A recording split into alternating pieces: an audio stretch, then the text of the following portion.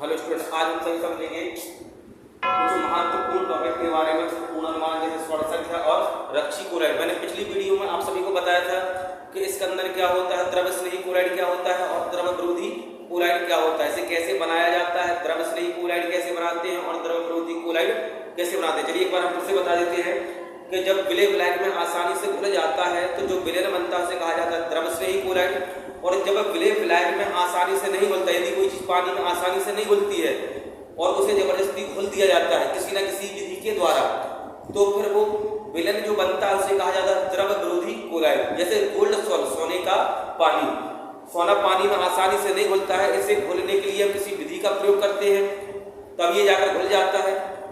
तो जो सोने का पानी बनता है, जो गोल्ड सॉल्ट बनता है हमारा क्लोराइड विलयन, वो कहलाता है द्रव विरोधी क्लोराइड। यदि इसी में हम किसी विद्युत अपघट्ट को डालते हैं जैसे नमक, तो इसका स्कंदन होने लगता है, छोटे छोटे कण आपस में जुड़कर अलग होने लगते हैं, यानी सोना अलग होने लगता है और पानी अलग, छोटे कण जुड़कर बड़ा कण बनाने लगते हैं, तो ये क्रिया कहलाने लगती है स्कंदन। उसके हम आगे समझेंगे हम कि पूर्णानुमान स्वर्ण संख्या और रक्षी क्लोराइड। तो जैसे हमने कहा कि जब द्रव विरोधी विलयन में, हमने द्रव विरोधी विलयन लिया जैसे गोल्ड सॉल्ट, द्रव विरोधी विलयन, जब द्रव विरोधी विलयन में गोल्ड सॉल्ट में,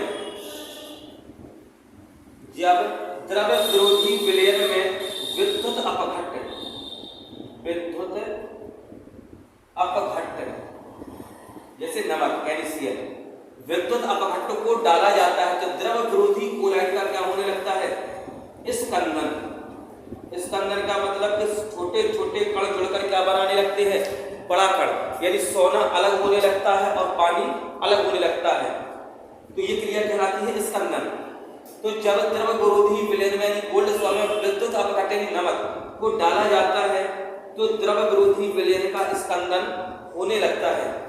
विद्युत अपघट्ट की वह मात्रा जो द्रव विरोधी विलयन का स्कंदन कराती है वह मात्रा कहलाती है ऊर्णमान। विद्युत अपघट्ट की वह मात्रा जो कोई ना कोई कुछ ना कुछ मात्रा निश्चित होगी, ऐसा नहीं कि थोड़े से विलयन में हम बहुत ज्यादा विद्युत अपघट्ट डाल दें, उसकी कुछ लिमिट होती है, कुछ मान होता है, कुछ मात्रा होती है कि कितना हमें डालना है। तो द्रव विरोधी विलयन में जैसे हमने कह दिया 10 ml, हमने क्वांटिटी उसकी जो मात्रा है निश्चित कर दी, तो द्रव विरोधी विलयन कितना लिया हमने 10 ml, और 10 ml में कितना डाला हमने 1 ml द्रव विरोधी विलयन 1 ml, तो मात्रा फिक्स है कि 10 ml का विद्युत अपघट्ट के लिए हम कितना, स्कंदन के लिए कितना विद्युत अपघट्ट डालेंगे 1 ml।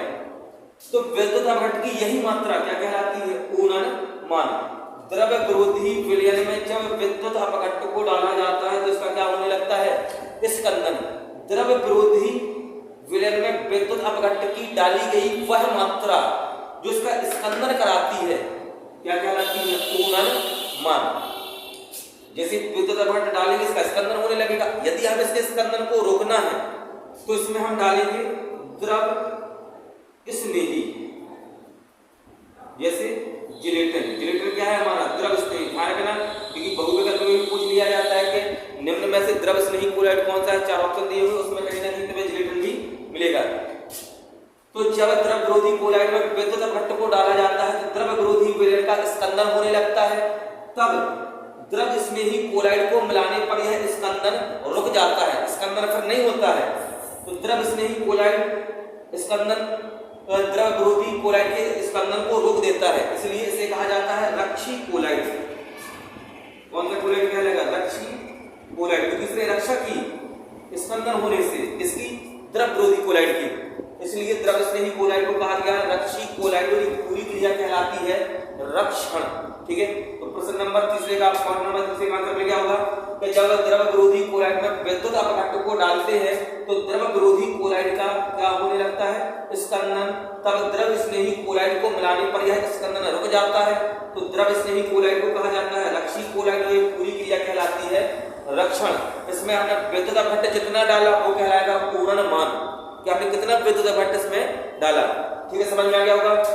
अब स्वर्ण संख्या क्या कहलाती है, स्वर्णांक। ये सबसे ज्यादा प्रश्न पूछा जाता है कि स्वर्ण संख्या या स्वर्णांक को परिभाषित कीजिए।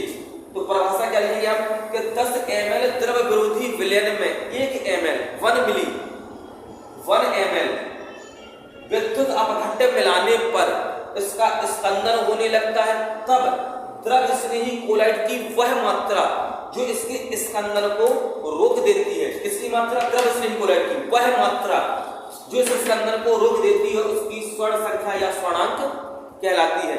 जितना विद्युत अपघट्य डाला हमने स्कंदन कराने के लिए वो मान कहलाया पूर्णमान, और जितना हमने इसमें द्रव स्नेही मिलाया रोकने के लिए वो मान कहलाया स्वर्ण संख्या या स्वर्णांक। तो परिभाषा सबको समझ में आई होगी लगभग। एक बार हम फिर से सुनेंगे ध्यान से कि जब द्रव विरोधी विलयन में विद्युत अपघट्य को डाला जाता है तो द्रव विरोधी विलयन का स्कंदन होने लगता है, स्कंदन होने लगता है।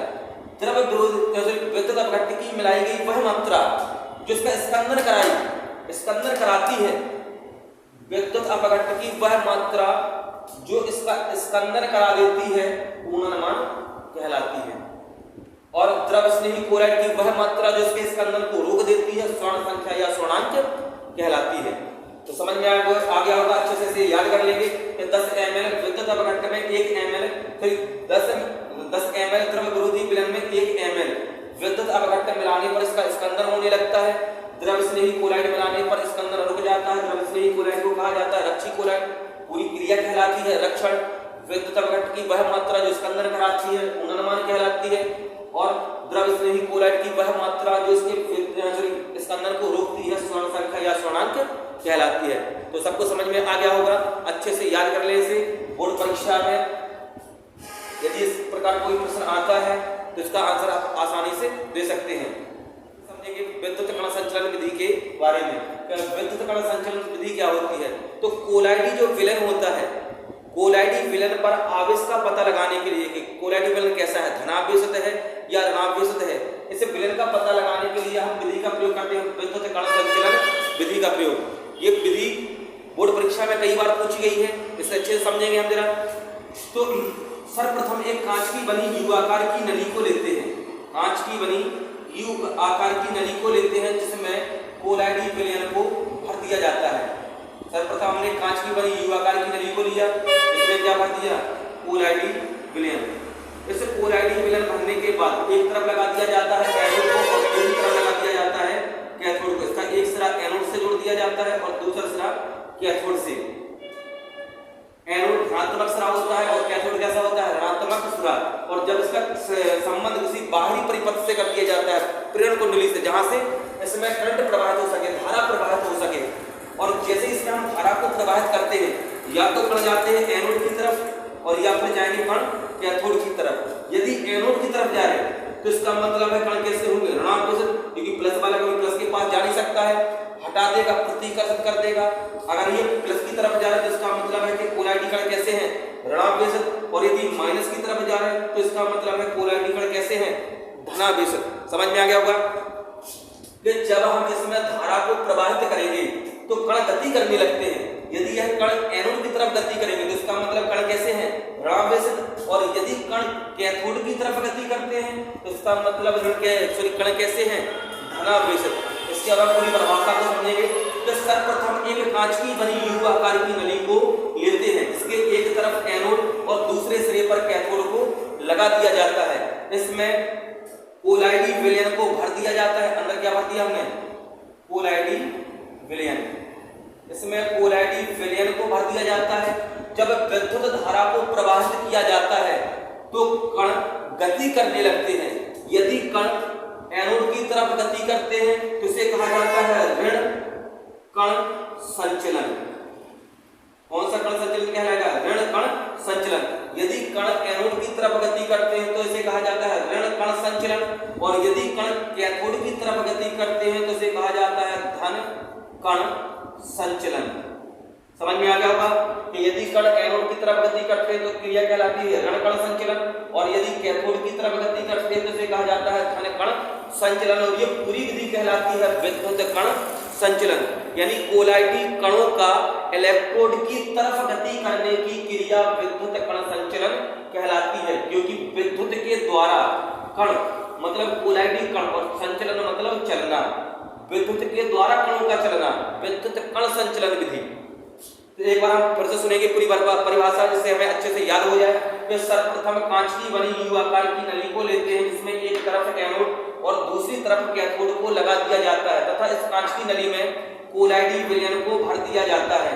जब इसमें धारा को प्रवाहित किया जाता है तो कण एनोड या कैथोड की तरफ गति करने लगते हैं। यदि कण एनोड की तरफ गति करते हैं तो इसे ऋण कण संचलन कहा जाता है, और यदि कण कैथोड की तरफ गति करते हैं तो इसे धन कण संचलन कहा जाता है।